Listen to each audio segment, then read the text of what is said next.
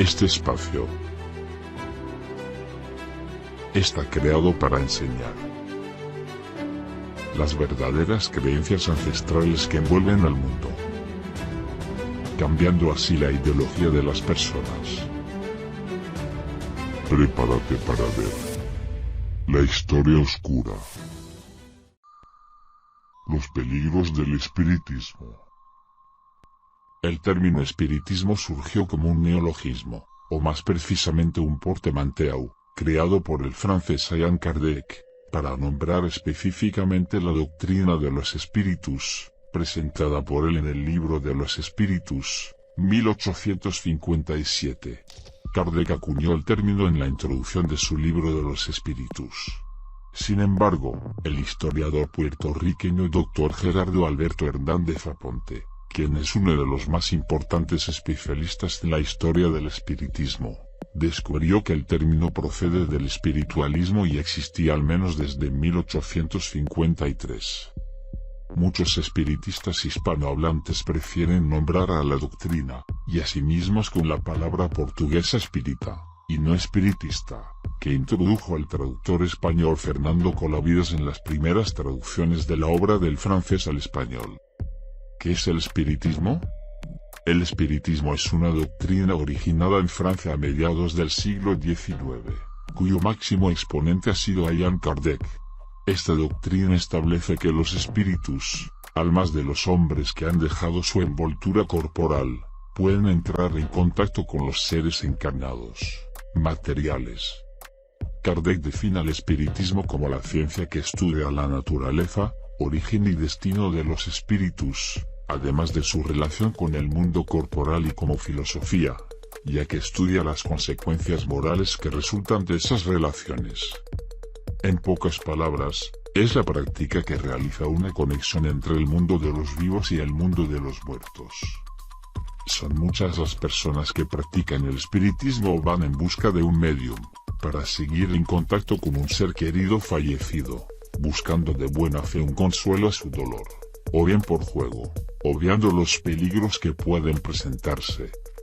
Dadas las características poco comprobables de este fenómeno a lo largo de la historia se han producido y se siguen produciendo innumerables fraudes. Sin embargo, cuando hablamos de los peligros que puede suponer esta práctica nos estamos refiriendo a los casos en que verdaderamente se hace contacto con el más allá. La práctica espiritista conlleva el contacto con el mundo de los muertos.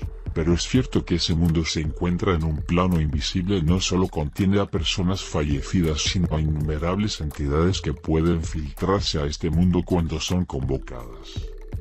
Estos peligros son mayores cuando las personas que realizan estas invocaciones no entienden nada del tema, y se quieren dedicar a establecer contacto con el más allá.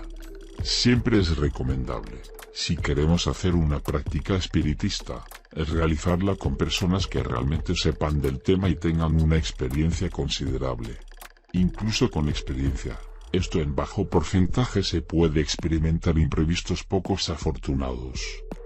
Son muchas las tradiciones místicas que creen en la vida después de la muerte, es decir que la persona muere, y pasa a otro plano de existencia desechando su cuerpo físico. Desde este punto de vista la muerte no es más que un pasaje en que los seres humanos abandonan la materia del mundo corriente para continuar su viaje espiritual con el cuerpo inmaterial, que en algunas tradiciones se llama alma y en otras, espíritus. No siempre es posible contactarse con los muertos. Hay muchas veces en que los muertos han reencarnado, es decir ya se encuentran en el plano físico, otras veces simplemente, aunque no hayan encarnado, se encuentran en un plano que es inaccesible. Esto sucede muchísimas veces, es decir, la regla habitual no es que los muertos puedan establecer contacto con la tierra sino todo lo contrario. Por eso los que practican espiritismo tienen en cuenta el tiempo que pasó desde que la persona falleció. Cuanto más cerca se esté del fallecimiento más fácil será contactar con ese espíritu. En cambio cuando han pasado muchos años esto es poco probable, a no ser como sucede en muchas ocasiones que el vidente no se conecte con el real espíritu del muerto sino con los que se denominan esoterismo, el cascarón. Este cascarón es lo que quedó como recuerdo de la persona en un plano intermedio, y que por alguna razón permanece en estado de suspensión. Los cascarones recuerdan su vida pero no tienen los impulsos y la conciencia que puede tener el espíritu del muerto. Muchas veces se hace contacto con este cascarón. Es lógico que los mensajes sean confusos ya que este cascarón no es la parte más profunda de una persona sino un recuerdo, un fantasma con impulsos muy primarios. Peligrosos del espiritismo. Hay muchos peligros que tiene la práctica espiritista. En primer lugar, a mi entender, quiero decir que las personas nerviosas, demasiado emotivas y fantasiosas tendrían que abstenerse de hacer cualquier práctica espiritista, ya que pueden llegar a entorpecer todo e incluso salir perjudicando las cosas. Los estados desarmónicos producen cierta influencia negativa en el medio astral. Si una persona en un estado de nerviosismo contacta con el mundo del más allá, podrá traer de ese mundo seres muy desagradables que, influenciados por esta energía del nervioso o alteración general, pueden aumentar esa alteración provocando grandes desequilibrios no solo en el que practica sino en los allegados. Hay que entender que hay muchas entidades que están esperando a que se abra una puerta para pasar al mundo de los vivos. Dentro de los diferentes espíritus que pueden encontrarse en una sesión espiritista podemos nombrar algunas influencias energéticas que entran en juego, a saber, el medium. De acuerdo a su personalidad y su energía será la sesión espiritista. Si el medium tiene una energía muy baja, es normal que la convocatoria a los espíritus produzca que estos se conecten con las emociones más negativas. Es importante por lo tanto elegir un medium que posea la energía alta y pura. Los que participan de la sesión. Según la calidad espiritual de las personas que están en una sesión será la calidad de la misma.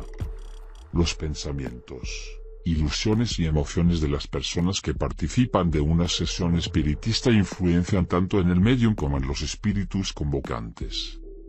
Los espíritus. Ellos son los que son convocados. Estos espíritus pueden ser de diversos tipos. Es decir que no solo los espíritus de los muertos vendrán a la sesión sino que hay otras entidades que pueden acercarse. Allí reside el riesgo del espiritismo. El lugar en que se practica la sesión. Esto es más importante de lo que se piensa. Tanto que hay mediums que solo hacen sesiones de espiritismo en su propia casa o en lugar que tienen reservado para tal fin. En lo personal pienso que lo mejor es tener un lugar apartado para esto. Esto se debe porque las energías de una casa pueden influenciar negativa o positivamente a las entidades o personas fallecidas que se convocan. Por otra parte, es importante efectuar una correcta limpieza energética luego de la sesión para que las entidades del plano astral no queden en el lugar. Espíritus de la naturaleza. En el más allá hay espíritus que corresponden a la naturaleza. Son pequeñas entidades que cuidan el mundo natural, y por lo tanto son recelosos de las intromisiones de humanos. A veces estos seres se hallan en el plano astral que es el mismo en el que se encuentran los muertos. Por lo tanto estos seres pueden tener distintas actitudes, pueden hacerse pasar por la persona muerta, pueden provocar emociones negativas o positivas influenciando sobre el campo emocional de las personas vivas que se encuentran en la sesión y lo que hacen más a menudo, pueden marear al medium haciendo chistes y provocándolo con cuestiones personales. Otra actividad preferida de los seres de la naturaleza es crear sonidos que el mundo físico puede escuchar, así como efectos lúmicos sobre los elementos que ellos pueden influenciar. Hablamos del fuego o el agua o algún elemento de la naturaleza que se halle presente en la sesión. Es común que las lamparitas titilen en una sesión espiritistas, pero esto no significa que esto lo hagan los muertos, sino que puede ser la intromisión del espíritu de la naturaleza. Entidades del bajo astral. Estas entidades están en el mundo astral o etérico esperando la oportunidad para pasar al mundo de los humanos. Son entidades que permanecen en este mundo alimentándose de las emociones de las personas. El medium abre una puerta para la intercomunicación, y por lo tanto pone a merced de las entidades el campo emocional de los participantes. Es decir, no hay aquí un mundo puramente mental o alineado espiritualmente, sino que cuando se va a una sesión de espiritismo, cada persona con sus inquietudes y emociones está aportando una energía que por regla general es bastante baja emocionalmente. De esta energía se nutren estas entidades. El brujo negro. El brujo negro se ocupa de crear a ciertas entidades que tiene bajo su control. Estas entidades irán a donde el brujo le indique, y la sesión espiritista es una oportunidad para encontrar emociones muy fuertes que son vitalizantes para estas entidades. En este caso nos centramos a los practicantes de necromancia. Además podrán, por medio del permiso que las personas están dando al querer conectar con los muertos, ingresar en el campo mental y astral de esas personas, no solo para alimentarse sino también para, luego de la sesión, proseguir conectadas a esas personas de alguna manera. Esto es muy peligroso y es por esta razón que el medium debe saber generar un campo de protección adecuado que solo deje pasar a los fantasmas de los muertos y no a estas entidades. Algo que no todos los mediums saben hacer. Si te gustó el video, suscríbete y haz clic en la campanita de notificaciones para que te avise cada vez que subo un video. Y si quieres que hable de algún tema específico, no olvides escribirlo en los comentarios.